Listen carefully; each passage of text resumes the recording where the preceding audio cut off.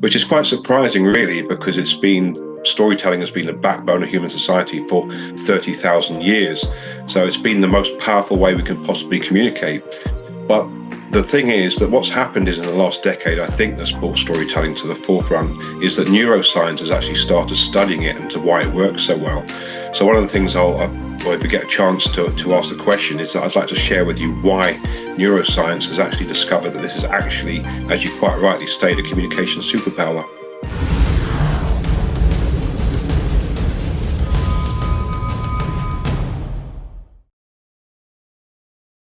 Welcome everybody. Today I am super excited because I wanted to pick the brains of Mark Baker, who's an amazing author, public speaker, storyteller.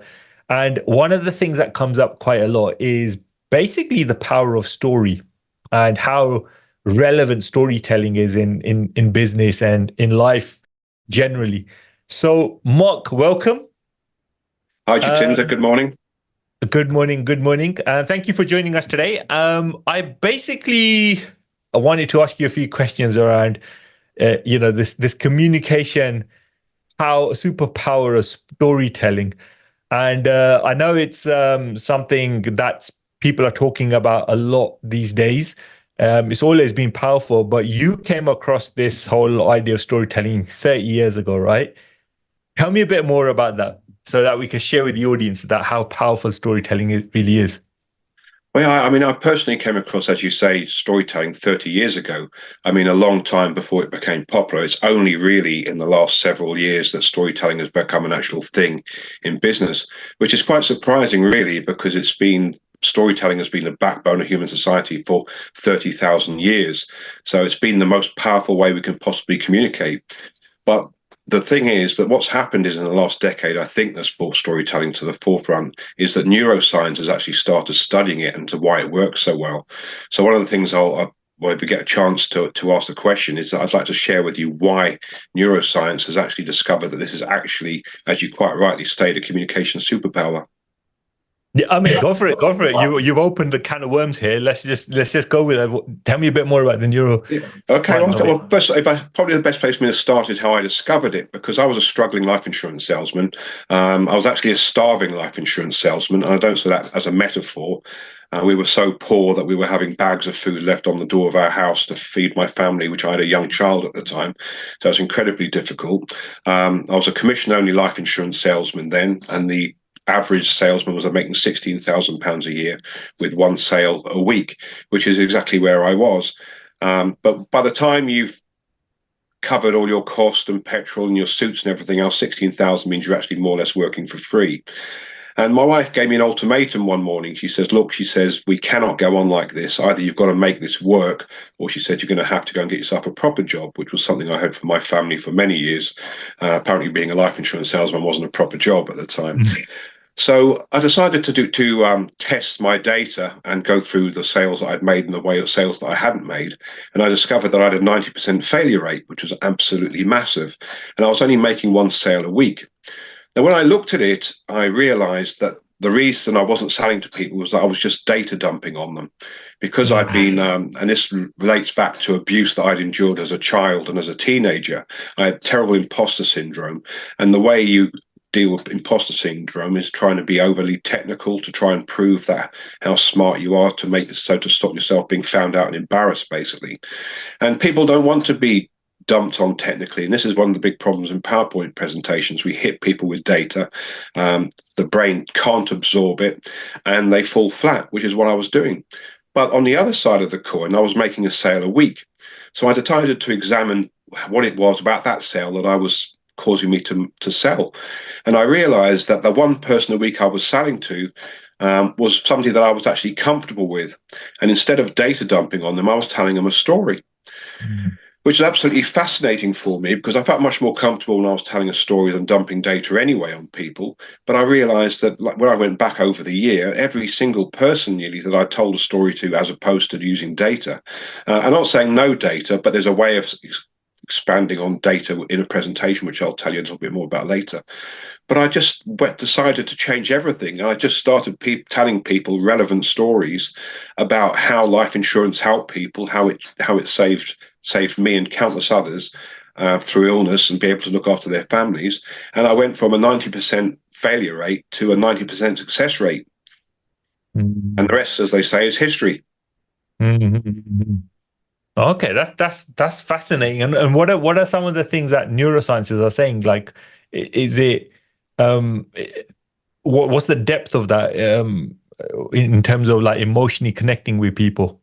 Well, the neuroscience on storytelling is fantastic, and it's absolutely mind-blowing. And when you understand it, you'll realize that you just simply cannot communicate without the power of storytelling in your presentations, in whatever area of expertise you're in, whatever industry that you're in. And what happens, one of the first things that happens when we tell a story and somebody's engaged as a listener, we like have a neural coupling. So our brain waves are mirroring each other's. So it's Mm. like we're activating these mirror neurons.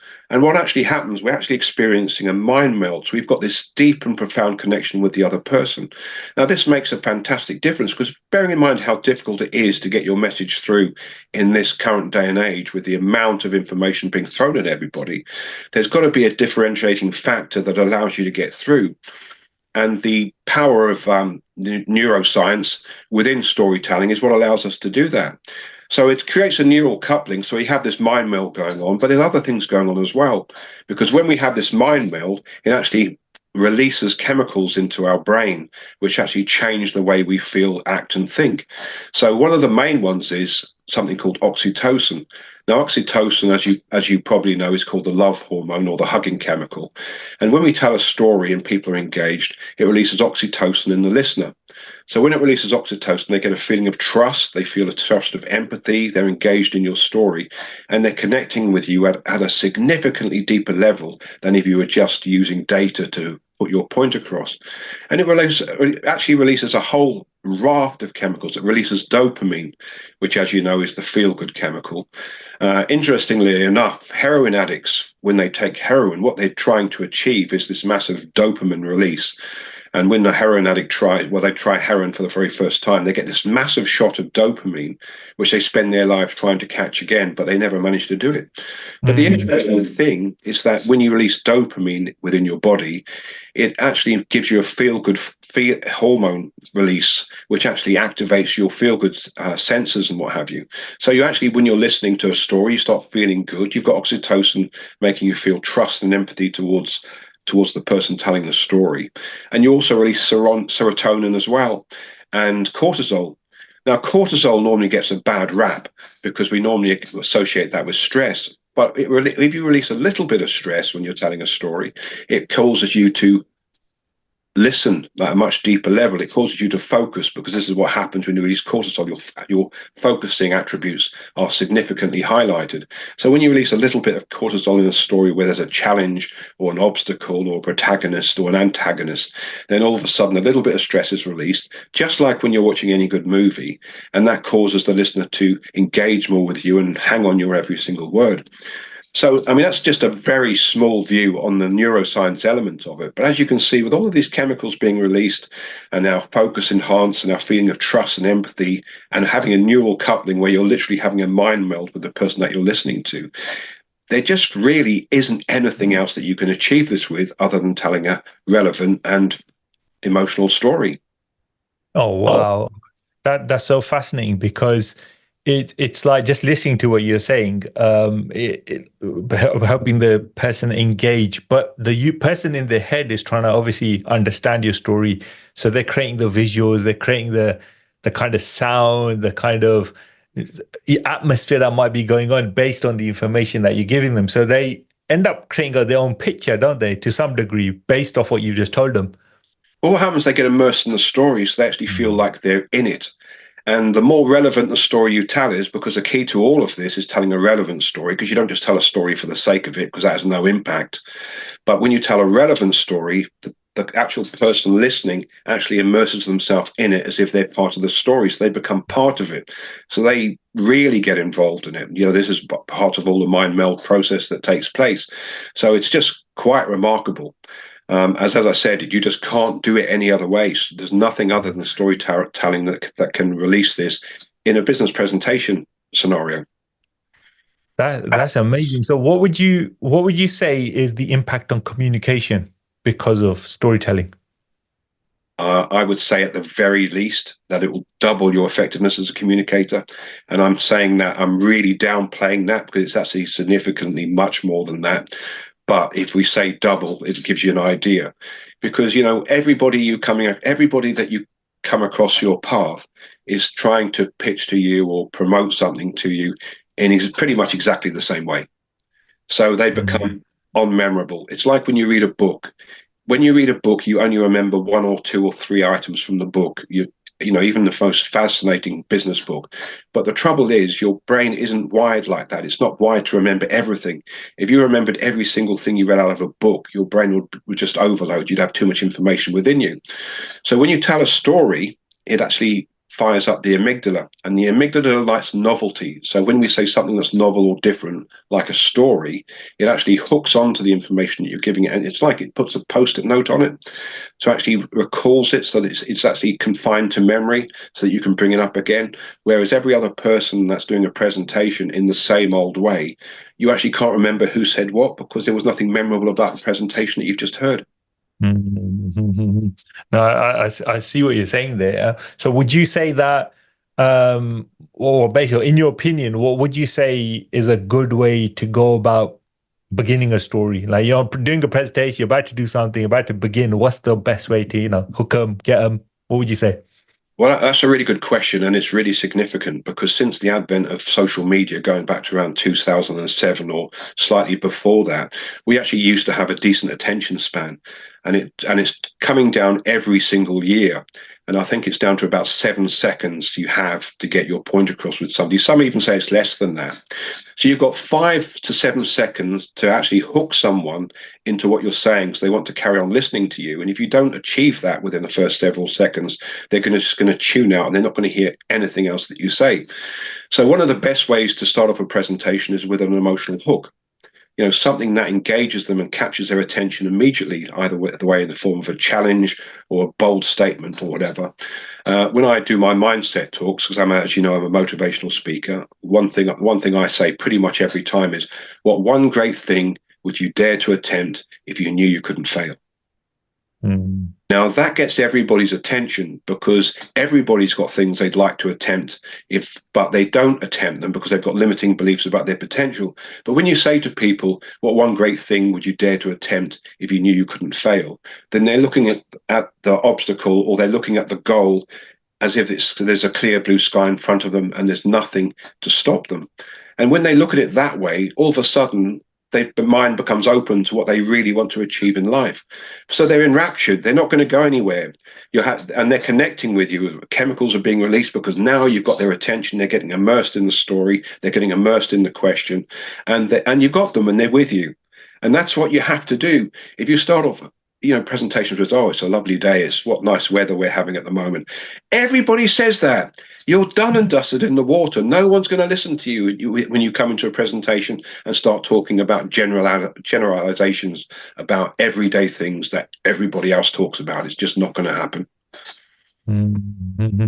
It's fascinating as you're sharing that. I was just thinking, like when you say, what would you dare to do if you could? There's nothing to stop you.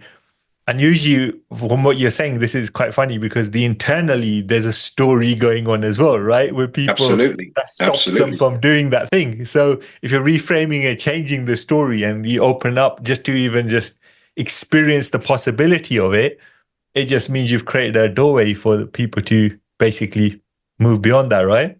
It's exactly that, but you've got to hook them in the first place, and the way that one of the best belief changes there is available to you is the power of a story, a good story. Stories actually change internal beliefs that we hold about ourselves, about life, and about possibilities.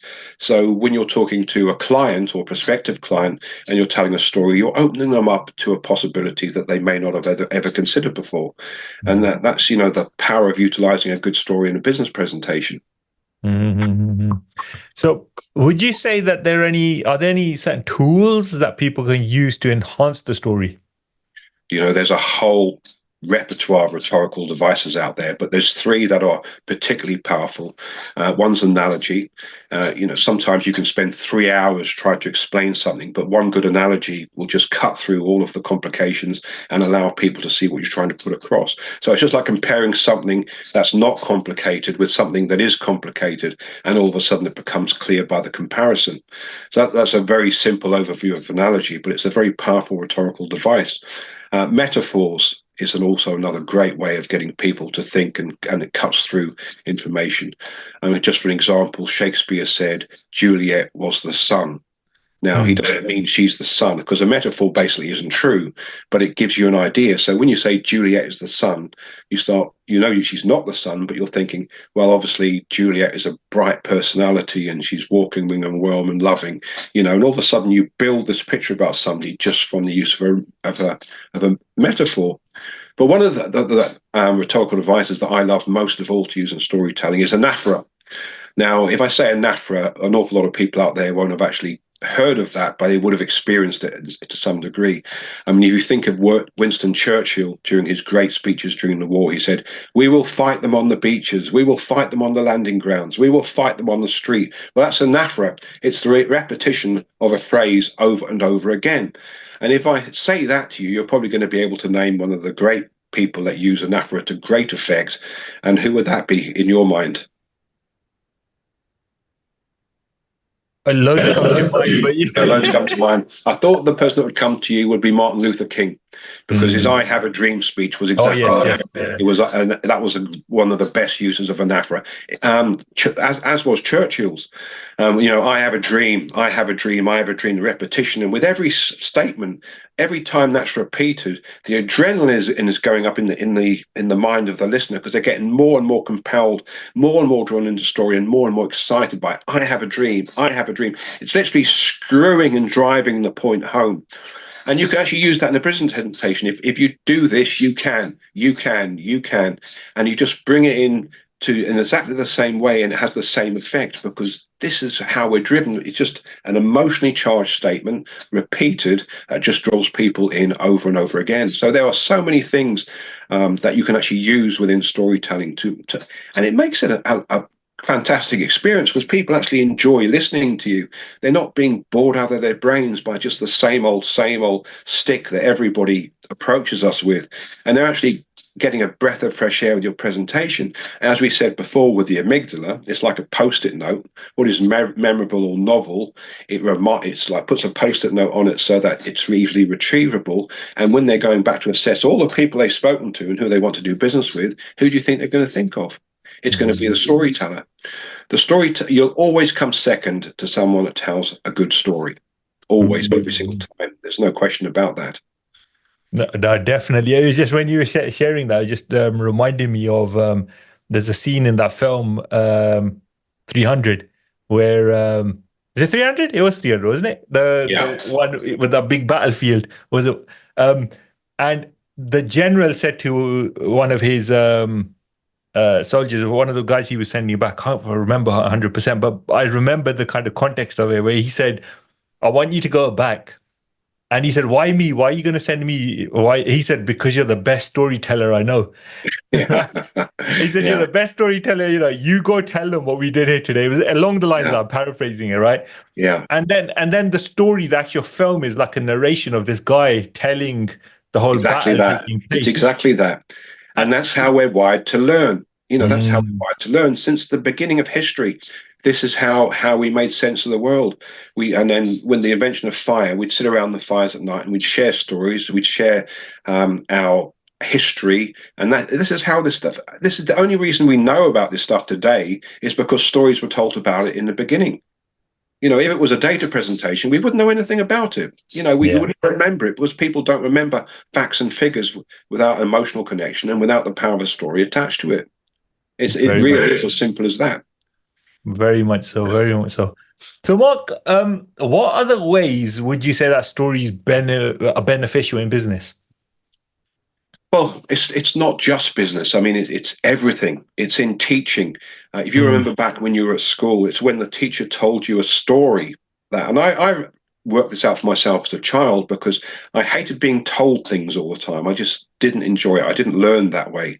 But I noticed I watched like what they call an epic movie. I think they're 3 or 4 hours long. One of the biblical ones. I can't remember the names of them off the top of my head, but I remembered all about the religious text that was covered within the movie.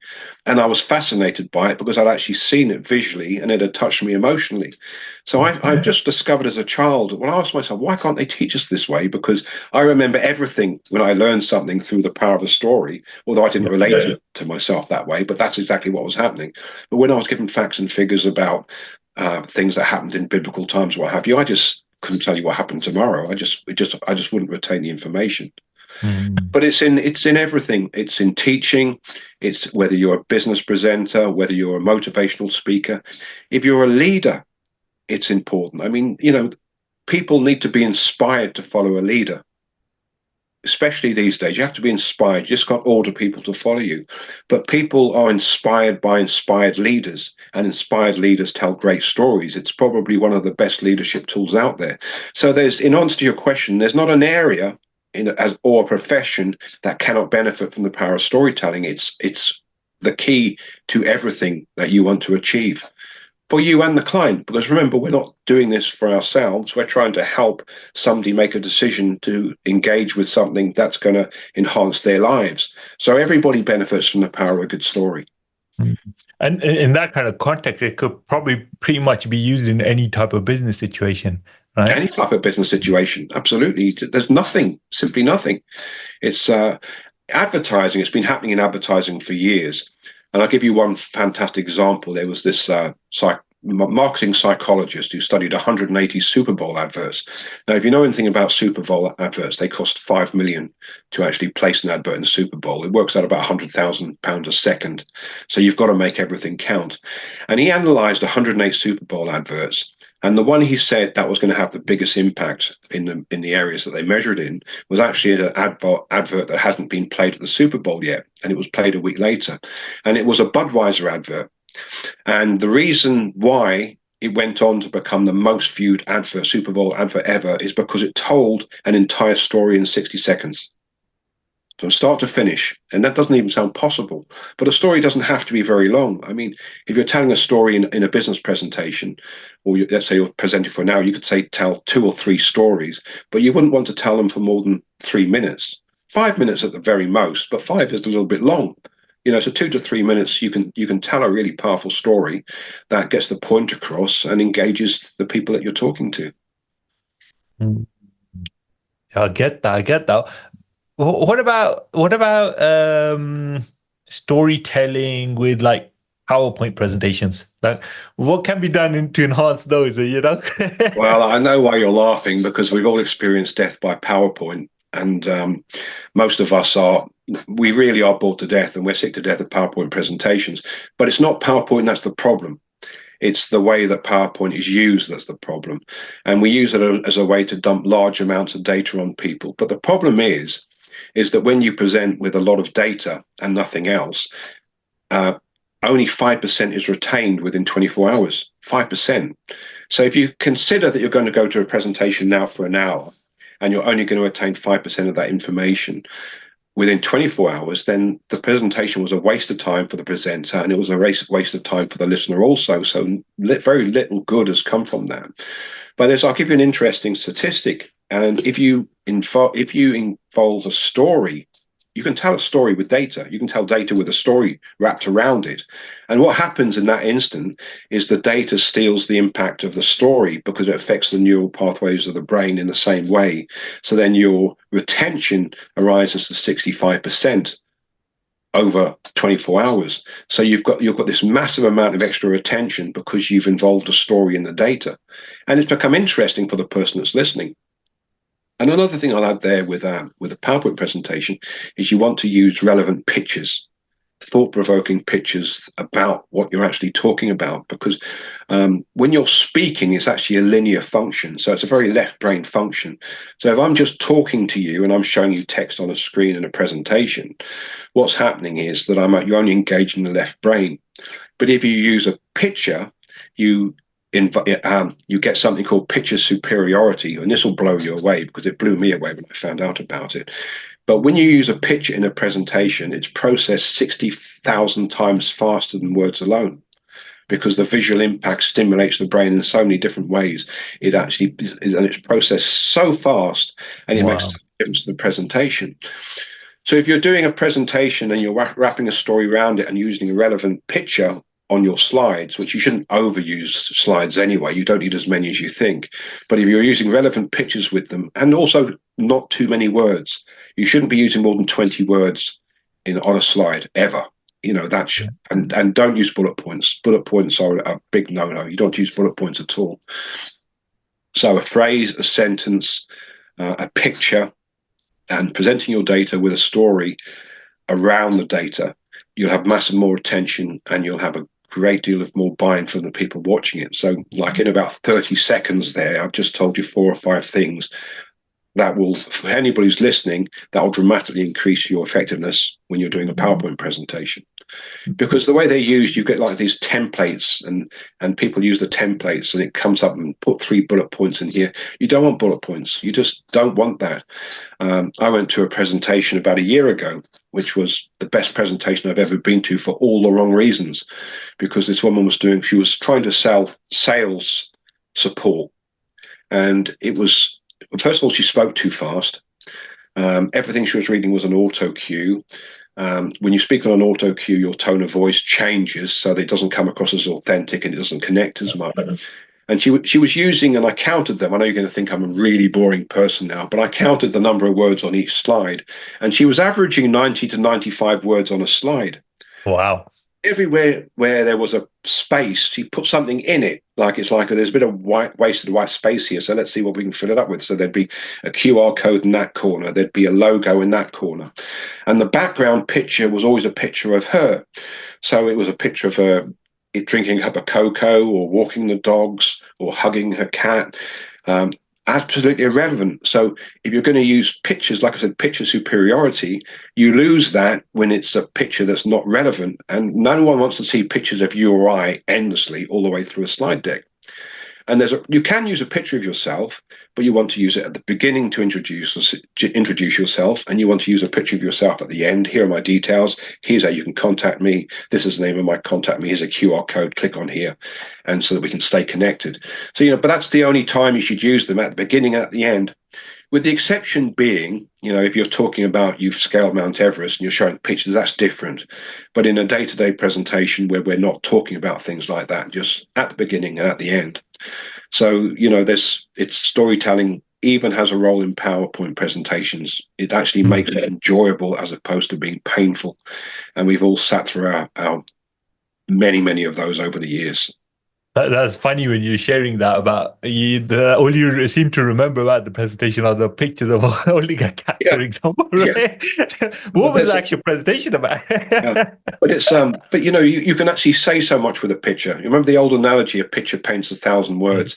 It sounds really inspirational and what have you, but it's actually true. It's the truth. It pictured really does paint 1,000 words, but because we've heard it so many times, it's so well worn, it just goes straight over our head, and we don't appreciate the significance of that.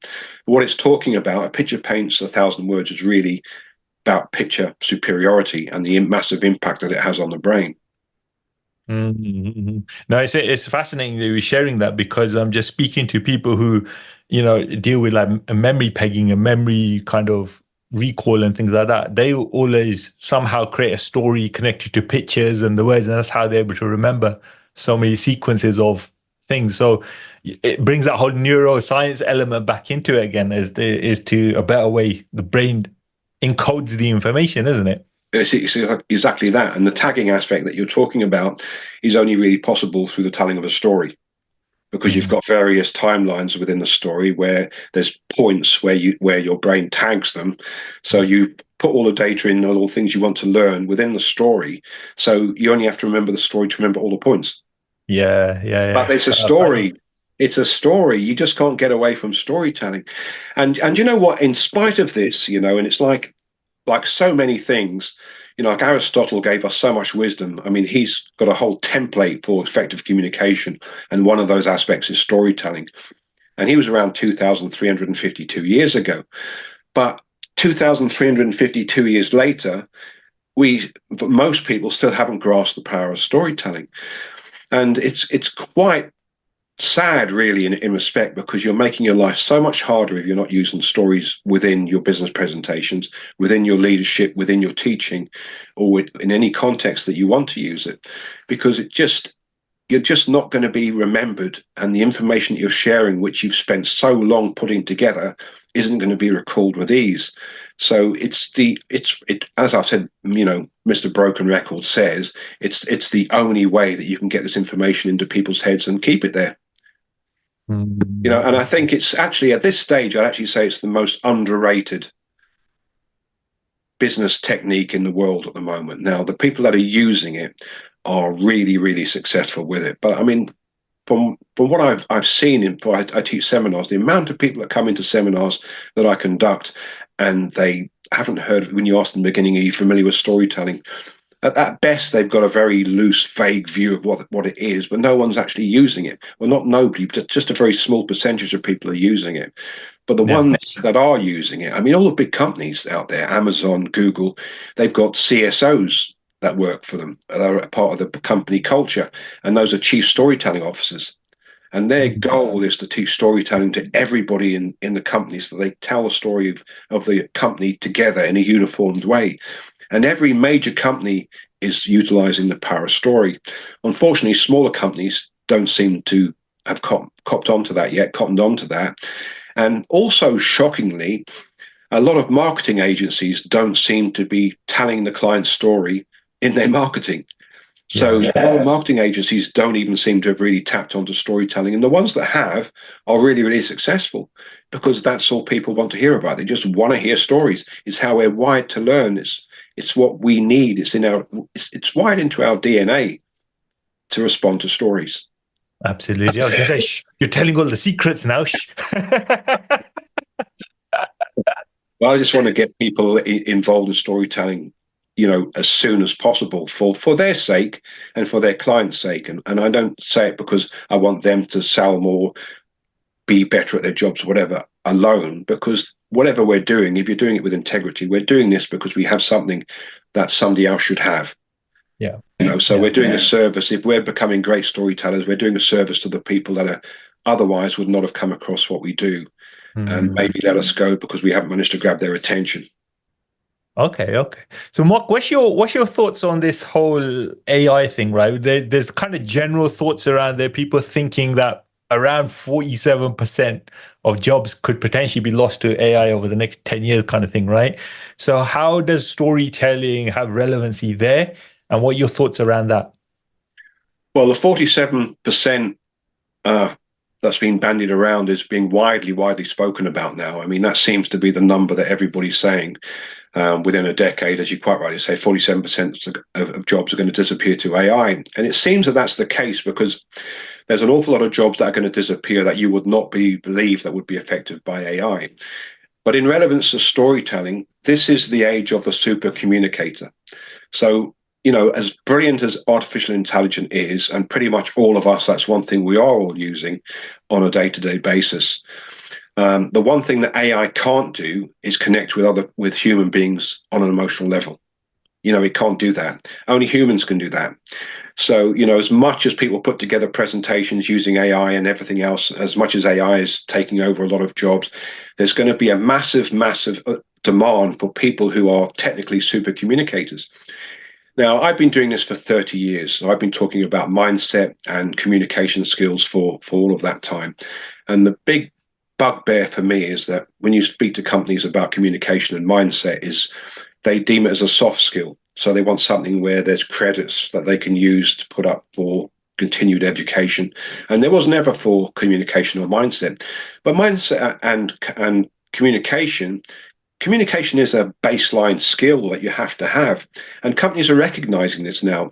So people that were just previously hired for technical ability are going to lose out to someone who has technical ability but is also a brilliant communicator, because you need to be able to communicate the information. So in many instances now, there's people that are getting jobs in a technical field that have less technical skills than someone else, but they're being hired because their communication is fantastic. And this is the way the world is going now, because as you can see, with this ever increasing sea of noise that we're all subjected to on a day-to-day basis, we need to be able to communicate that cuts through the noise. And part of that, a massive part of that, is your ability to tell a relevant story to the person that you're presenting to or speaking with or leading or teaching. Yeah, no, I agree. I agree with that, because a lot of they say like people who utilize AI in the right way are going to be great. The way you can prompt is going to be great. The way you could communicate to AI is going to be a beneficial factor, because it's true. Even if you try it now, if you're able to convey your message in the right context, in the right method and tone, and in a good style, the AI actually gives you better output. But that can only be done if you know how to frame it in that particular way. So you're right, and that I don't think AI is going to get there quite yet with that side of it, even though it's quite powerful. But it's like you said, stories is a very powerful thing. Um, yeah, it's yeah. I mean, you shared some great bombshells there with some of the stuff that I was thinking. Oh, okay, that's great as well. So I know we're coming to the end of this conversation as well. Are there any final thoughts that you'd like to share? Well, if you're a company, I'd strongly suggest that you get involved in storytelling with your teams, or even as an individual. If you make your life presenting to other people, you need to understand how to tell a story. And it's not just a case of telling a story. You need to understand the structure. There's a 3-part structure to creating a good presentation. There's the use of analogies, how to use metaphors, how to use an emotional hook, how to use humor within a presentation, and not jokes, by the way, because never tell jokes in a presentation, but saying something humorous works every time. So there's a whole raft of things that go with this that can help you tell a fantastic story that will get you business, that will connect you with people on an emotional level, and will make you stand out head and shoulders above every single other person that you're going to come across out there that isn't using the power story in their presentations. Because you really are missing out. If you think about what I said, that the power of storytelling doubles your effectiveness in communication, which is the very least. Okay, it's a lot more than that, but let's just say that it's double. You're talking about spending half of the rest of your life getting the same results that you're going to take otherwise without the power of storytelling behind you. And that's an awful waste, because life is short. Life is passing us by in the blink of an eye. And there's things that we'd also like to be doing with our families and friends that, if we're not effective as communicators, we're having to do much more work, and it's eating into our time. So there's so many reasons to get involved in storytelling. Yeah, and on that note, if anybody wants to reach out to you, what's the best thing for them to do? There's all links that they can book a chat with me. I'm happy to have a chat with anybody for 20 minutes about this. So how it can be worked, how it can apply to them personally, that would be a great way to start off a conversation. Or otherwise, to send me a message on LinkedIn. On that note, I mean, really appreciate it. Thank you very much. I hope people have enjoyed it. Again, like Mark said, if you got any questions, just feel free to reach out. And on that note, thank you very much, Mark. Thank you very much for your time. Thank you. Pleasure to be here.